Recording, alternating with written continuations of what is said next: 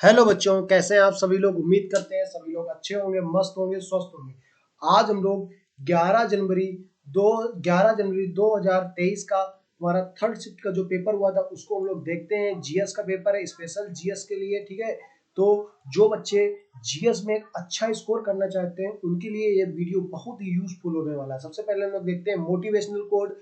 काम से बड़ा कोई धर्म नहीं होता और मेहनत से बड़ा कोई कर्म नहीं होता। भाई आप मेहनत करते रहो, आपका सिलेक्शन श्योर है। आपका सिलेक्शन श्योर है, इस बात की हम गारंटी देते हैं। जीएस में आप लोग के नंबर कम नहीं आएंगे और बहुत जल्दी हम लोग मैथ का और प्लस का रीजनिंग का भी सेट पेपर लाने वाले हैं। अगर जिसको नीड हो मैथ और रीजनिंग के सेट पेपर की तो भाई कमेंट करो, हमें भी पता चले कितने बच्चे मैथ और रीजनिंग का सेट पेपर देखना चाहते हैं। ठीक है, चलो हम लोग देखते हैं आज का पहला क्वेश्चन। आज का पहला क्वेश्चन क्या लिखा है। त्रिशूल पूरम महोत्सव निम्नलिखित में से किस राज्य में मनाया जाता है। त्रिशूल पूरम महोत्सव निम्नलिखित में से किस राज्य में मनाया जाता है। देखो इस तरह से महोत्सव मनाया जाता है। तो त्रिशूल पूरम महोत्सव सर्वप्रथम निम्नलिखित में से किस राज्य में मनाया जाता है। आंध्र प्रदेश, केरल, कर्नाटक, तमिलनाडु। तो इसका राइट आंसर क्या होगा भाई, केरल। केरल इसका राइट आंसर होगा। ठीक है भाई, अगले क्वेश्चन की ओर बढ़ते हैं हम लोग। अगला क्वेश्चन देखो क्या लिखा है, इसका राइट आंसर केरल हो गया। इसके बाद लिखा है विटामिन सी। विटामिन सी एक है क्या भाई, एंटी वायरस है, एंटी ऑक्सीडेंट है, एंटीजन है या एंटीबायोटिक है। जल्दी से बताओ भाई विटामिन सी क्या है। विटामिन सी का एक अच्छा स्रोत क्या माना जाता है, ये ऑरेंज। ऑरेंज क्या होता है, विटामिन सी का एक अच्छा स्रोत माना जाता है। इसका राइट आंसर होगा एंटीऑक्सीडेंट। एंटीऑक्सीडेंट इसका राइट आंसर होगा। ठीक है, अगले क्वेश्चन की ओर बढ़ते हैं। दक्षिण एशियाई खेलों का आयोजन सर्वप्रथम किस वर्ष किया गया था। दक्षिण एशियाई खेलों का आयोजन सर्वप्रथम किस वर्ष किया गया था। इसका राइट आंसर होगा 1984 में। 1984 में दक्षिण एशियाई खेलों का सर्वप्रथम आयोजन किया गया था। उसमें भारत ने क्या लिया था, भाग लिया था। अगर हम दक्षिण एशियाई खेलों की बात करें तो भारत का स्थान इसमें बहुत ही अच्छा है। ठीक है भाई, अगले क्वेश्चन की बात करते हैं। अगस्त 2022 में की गई घोषणा के अनुसार अंतरराष्ट्रीय मुद्रा कोष आईएमएफ में भारत के लिए कार्यकारी निर्देशक पद पर किसे नियुक्त किया गया था।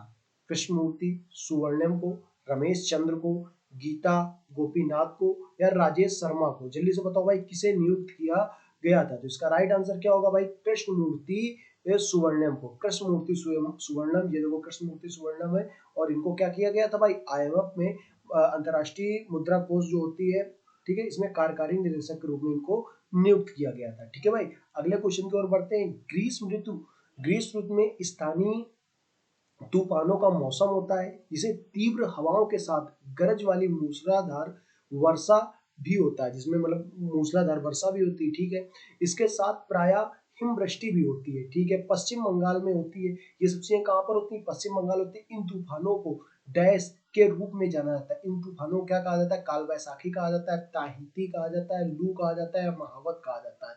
तो जल्दी से बताओ भाई इन तूफानों को क्या कहा जाता है। तो इसका राइट आंसर होगा काल वैसाखी। काल वैसाखी इसको कहा जाता है। ठीक है भाई, तो इसका राइट आंसर क्या होगा, काल वैसाखी। इस तरह से तूफान आते हैं और बहुत ही तेज मूसलाधार वर्षा होती है। हवाएं देख देख सकते हो आप कितनी तेज हवाएं चलती हैं। अच्छा एक बात बताएं भाई, आप लोग चैनल को सब्सक्राइब नहीं करते हैं। सबसे पहले आप क्या करें भाई, चैनल को सब्सक्राइब कर लीजिए यार। हमारे बहुत ही कम सब्सक्राइबर हैं और आप लोगों के लिए हम इतनी मेहनत करते हैं। देख लो एक एक इमेज लगाते हैं, मतलब वाकई यार बहुत मेहनत होती है। और आप लोग बड़े चैनल वालों को तुरंत सब्सक्राइब कर देते हैं और हमारा चैनल आप सब्सक्राइब नहीं करते हैं। जल्दी से भाई चैनल को क्या कर लीजिए, सब्सक्राइब कर लीजिए भाई, फटाफट जल्दी सब्सक्राइब कर लीजिए। ठीक है, अगले क्वेश्चन की ओर हम लोग बढ़ते हैं। इसका राइट आंसर होगा काल वैसाखी। अगले क्वेश्चन लिखा है शतरंज के वर्गाकार खानों की 36 पंक्तियों को क्या कहा जाता है। शतरंज के जो वर्गाकार खाने होते हैं इनकी 36 पंक्तियों को क्या कहा जाता है, पॉन कहा जाता है, फाइल कहा जाता है और विशप कहा जाता है। इसके बाद यह रैंक कहा जाता है। तो इसका राइट आंसर क्या होगा, रैंक। रैंक कहा जाता है भाई। शतरंज के जो 36 खाने होते हैं उनको क्या कहा जाता है भाई, रैंक कहा जाता है। इस तरह से आप शतरंज में देख सकते हो। ठीक है, अगले क्वेश्चन की ओर हम लोग बढ़ते हैं। अगला क्वेश्चन क्या लिखा है, राशेश्वर राशेश्वर और इसके बाद लिखा है सकैया और बार बयान नृत्य से संबंधित है। ये तीनों किस नृत्य से संबंधित है, ये है राशेश्वर, ये है सकैया और ये राशेश्वर हो गए तुम्हारे, ये हो गए सकैया और इसके बाद ये हो गए बार बयान। ठीक है भाई, तो ये तीनों किस नृत्य से संबंधित है, सत्रिया, कुचिपुड़ी, ओडिसी, भरतनाट्यम। इसका राइट आंसर हो गया सत्रिया। सत्रिया इसका क्या होगा भाई, राइट आंसर होगा। चलते हैं अगले क्वेश्चन की ओर। देखो जो क्वेश्चन आपको आ रहे हैं लास्ट में कमेंट में अपना स्कोर जरूर बताया, क्योंकि हमारे सर 19 क्वेश्चन सही हुए हैं, फिर उस तरह से आप देखो 20 में आपके 19 सही हुए हैं, 18 सही हुए, किसी के 15 सही होंगे, ठीक है ना। तो कमेंट में स्कोर बताओ। अगर आपको मैथ का सेट पेपर चाहिए, रीजनिंग का सेट पेपर चाहिए, तो उसके लिए कमेंट करो। और क्या करना है भाई, चैनल को आपको हमें सब्सक्राइब करना है। और इसके बाद अगर आपको इस चीज की पीडीएफ चाहिए तो हमारा टेलीग्राम चैनल आप डाउनलोड कर लो, सॉरी ज्वाइन कर लो। टेलीग्राम हमको आप ज्वाइन कर लो, उस पर आपको हमारी क्या मिल जाएगी, आपको इसकी पीडीएफ मिल जाएगी। जो इसकी पीएनजी होती है वो आपको हम इसकी दे देंगे, ठीक है भाई। धन्यवाद दोस्तों। इसके बाद हम लोग आगे बढ़ते हैं।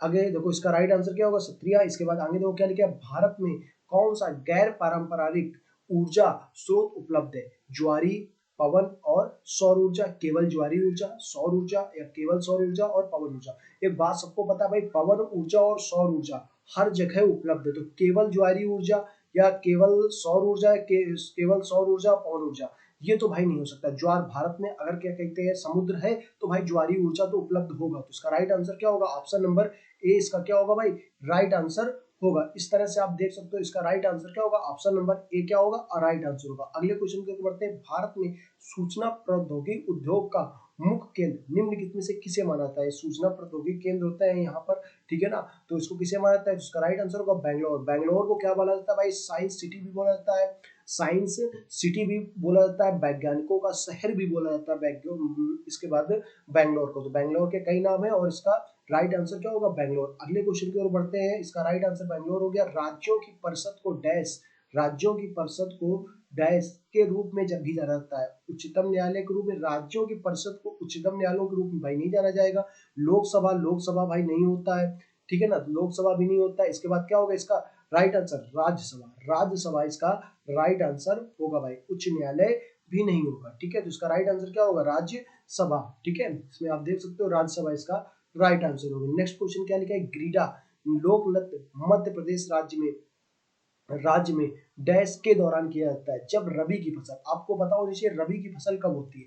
रबी की फसल में कौन कौन सी फसलें होती है भाई, जैसे कि गेहूं, गेहूं कहे कि रबी की फसल है। तो रबी की फसल गेहूं, गेहूं कब होती है भाई, सर्दियों में होती है। तो इसका राइट आंसर क्या होगा, सर्दियों में, ठीक है। तो यहाँ से आप रबी की फसल से ही दिमाग लगा सकते हो, सर्दी। और ये इस तरह से ग्रीडा लोक नृत्य होता है। इसमें लड़के भी होते हैं, पीछे देखो ये लड़के भी खड़े हैं और ये लड़कियां भी। इस तरह से लोक नृत्य वहां पर किया जाता है, ठीक है भाई। सर्दियों के मौसम में ये होता है। कहाँ पर होता है, मध्य प्रदेश में। तो आपका एक और क्वेश्चन तैयार होगा क्या, ग्रीडा लोक नृत्य कहाँ का है, तो भाई मध्य प्रदेश में। अब की बार आपके एग्जाम में ये भी क्वेश्चन आ सकता है, ग्रीडा लोक नृत्य कहाँ का है भाई, तो मध्य प्रदेश में। तो इससे दो क्वेश्चन आपके तैयार हो गए। नेक्स्ट क्वेश्चन की ओर बढ़ते हैं। इसका राइट आंसर क्या होगा, सर्दी, ठीक है। वीडियो अगर आप पूरा देखोगे तो भाई गारंटी है 70% आपको यहीं से आपको फंसेगा, यहीं से एसएससी जीडी में 70% जीएस आपकी फंसेगी। और ज्यादा मिनट का वीडियो नहीं होता है भाई, 10 से 15 मिनट का वीडियो आराम से आप देख सकते हो। इसके बाद लिखा है उपभोक्ता संरक्षण नियम 2021 के अनुसार जिला आयोगों के पास उन शिकायतों पर विचार करने का अधिकार होगा जहां प्रतिफल के रूप में भुगतान की गई वस्तुओं या सेवाओं का मूल्य डैश है। 10 लाख से अधिक नहीं है, 1 लाख से अधिक नहीं है, 50 लाख से अधिक नहीं है, या 1 करोड़ से अधिक नहीं है। तो ठीक है, तो इसका राइट आंसर क्या होगा भाई, 50 लाख से अधिक नहीं है। ऑप्शन नंबर सी इसका राइट आंसर होगा, 50 लाख से अधिक नहीं है। अगले क्वेश्चन की ओर बढ़ते हैं। सिरके में उपस्थित एक अम्ल होता है, कौन सा अम्ल होता है, मैनोलिक अम्ल होता है, एसिटिक अम्ल होता है, नाइट्रिक अम्ल होता है, फार्मिक अम्ल होता है, ठीक है। तो फार्मिक अम्ल बता दें आपको, चीटी में होता है जाकर, किसी चीटी में या किसी कीड़े मकोड़ों में क्या होता है, फार्मिक अम्ल होता है। और सिरके की बात करते हैं तो इसमें कौन सा होता है, एसिटिक अम्ल होता है, ठीक है। तो ये चीजें हम लोगों को याद रहनी चाहिए, ठीक है। अगर आप निरंतर हमारा वीडियो देखते रहेंगे ना तो सब चीजें याद हो जाएंगी भाई, बिल्कुल जीएस आसान हो जाएगी। 1 घंटे की क्लास आप देखते हो, 1 घंटे में भी 20 क्वेश्चन होते हैं, हम आपको यहाँ पर 15 मिनट में 20 क्वेश्चन करा देते हैं, ठीक है ना। तो वही चीजें आपको मिल रही है, बस ध्यान से आप समझें बस। अगला क्वेश्चन क्या है, भारत में कार्बल यानी कि वर्क फोर्स आबादी में डैश लोग शामिल नहीं है, 17, 20, 14 और 16। जल्दी से बताओ इसका राइट आंसर क्या होगा, इसका राइट आंसर होगा 14 वर्ष। 14 वर्ष के लोग तुम्हारे कार्यबल में शामिल नहीं होते हैं, ठीक है। अगले क्वेश्चन की ओर बढ़ते हैं हम लोग। लिखा है डैश अर्थव्यवस्था की सभी फर्मों में सकल मूल वर्धित का कुल योग है। क्या है भाई? और जिसकी अर्थव्यवस्था की जो तुम्हारी जो गणना होती है वो मतलब एक तरह से सकल मूल वर्धित का कुल योग क्या होता है भाई?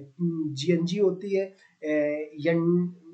एनएनपी होती है, ठीक है, एनएनपी तो हो ही नहीं सकती, ठीक है भाई, और इसके बाद जीडीपी होती है और एनआई होती है। तो इसका राइट आंसर क्या होगा? जीडीपी। बड़ा सरल सरल क्वेश्चन है भाई, आराम से अगर आप थोड़ा सा समझ के करो तो आराम से कर सकते हो। किस तरह से देख सकते हो आप यहाँ पर किस तरह से क्वेश्चन आए हैं, ठीक है भाई। तो इसका राइट आंसर क्या होगा भाई? जीडीपी। जीडीपी इसका राइट आंसर होगा, ठीक है।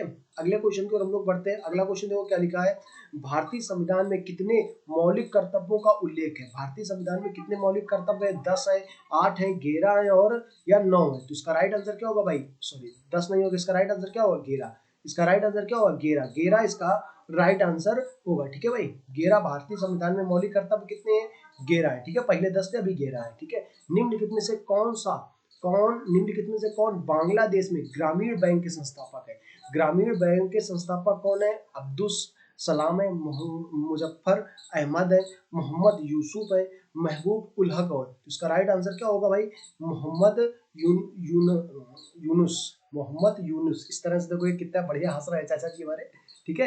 ये है मोहम्मद यूनुस, बढ़िया हंसते हैं, इनकी मुस्कान बहुत ही अच्छी है। तो इसका राइट आंसर क्या होगा? मोहम्मद यूनुस। अगले क्वेश्चन की ओर बढ़ते हैं। मोहम्मद यूनुस इसका राइट आंसर होगा। अगला क्वेश्चन में क्या लिखा है, वर्ष 1857 में किस विश्वविद्यालय की स्थापना होती है? 1857 एक बहुत ही अच्छा मतलब मंगल पांडे ने एक तरह से उसी दिन क्रांति की थी 1857 में, ठीक है ना। तो 1857 का संग्राम के बारे में कभी फुर्सत मिलेगा तो उसके बारे में भी बताएंगे, पहले इसमें देखते हैं हम लोग। तो किस विद्यालय की स्थापना हुई थी? यहाँ पर लिखा है मुंबई यूनिवर्सिटी एडिशन, यानी कि मुंबई विश्वविद्यालय की स्थापना हुई थी। किसकी हुई थी भाई? बम्बई विश्वविद्यालय, तब मुंबई का नाम बम्बई था, तो बम्बई विश्वविद्यालय की स्थापना हुई थी। इस तरह से देख सकते हो यार कितना प्यारा लगता है ना बम्बई विश्वविद्यालय, ठीक है। अगले क्वेश्चन की ओर बढ़ते हैं हम लोग। अगला क्वेश्चन देखो क्या लिखा है, बम्बई विश्वविद्यालय। अगला क्वेश्चन देखो क्या लिखा है, भारत में जम्मू कश्मीर के किस राजनेता ने, जम्मू कश्मीर में तो भाई एक ही राजनेता हमें लगता है सही, दो है, मतलब महबूबा मुफ्ती है और गुलाम नबी आजाद है, ठीक है। नवंबर 2022 में किश्तवाड़ टोडा बेल्ट की 3 दिवसीय यात्रा की थी। तो भाई देखो फारूक अब्दुल्ला है, लेकिन फारूक अब्दुल्ला इसका राइट आंसर नहीं होगा। तारिक अहमद कर्रा, ठीक है। महबूबा मुफ्ती तो ये फोटो में ही नहीं है, ठीक है। तो इसका राइट आंसर क्या होगा? गुलाम नबी आजाद। गुलाम नबी आजाद, ये देखो किस तरह से आपको दिखते हैं, ये उंगली दिखा रहे हैं आपको, ठीक है भाई। तो इसका राइट आंसर क्या? गुलाम नबी आजाद। निम्नलिखित में से सुंग वंश के स्थापना किसने की थी? सुंग वंश की स्थापना बताओ किसने की थी? पुष्यमित्र सुंग ने की थी, अड़िगमित्रा ने की थी, वसुमित्र ने की थी या देवभूति ने की थी? तो भाई इसका राइट आंसर क्या होगा? पुष्यमित्र सुंग। पुष्यमित्र सुंग इसका राइट आंसर होगा। आपको पुष्यमित्र सुंग की फोटो दिखाते हैं, ये देखो। तो इस तरह से ब्राह्मण अखंड भारत के असली नायक ब्राह्मण पुष्यमित्र सुंग, ठीक है ना। इनका शासनकाल आप देख सकते हो 184 बीसी से लेकर 75 बीसी तक था, ठीक है ना। और ये एक तरह से एक अखंड भारत के असली नायक ये थे, ठीक है। ब्राह्मण कुल से आते थे। इसका राइट आंसर क्या होगा भाई? पुष्यमित्र सुंग। अगर आपको वीडियो अच्छा लगा तो भाई क्या करना है भाई? चैनल को सब्सक्राइब कर लेना है, ठीक है ना। सब्सक्राइब आप लोग नहीं करते हो भाई, सब्सक्राइब कर लो। और हाँ, अगर आपने हमारे पिछले वीडियो नहीं देखे तो सारे वीडियो भाई प्लेलिस्ट में पड़े हुए हैं, सारे वीडियो देख डालो, आप लोगों के लिए बड़े ही इंपॉर्टेंट है। ऐसा नहीं है कि यार इंपॉर्टेंट नहीं, सारे वीडियो फटाफट जल्दी से देख डालो। धन्यवाद।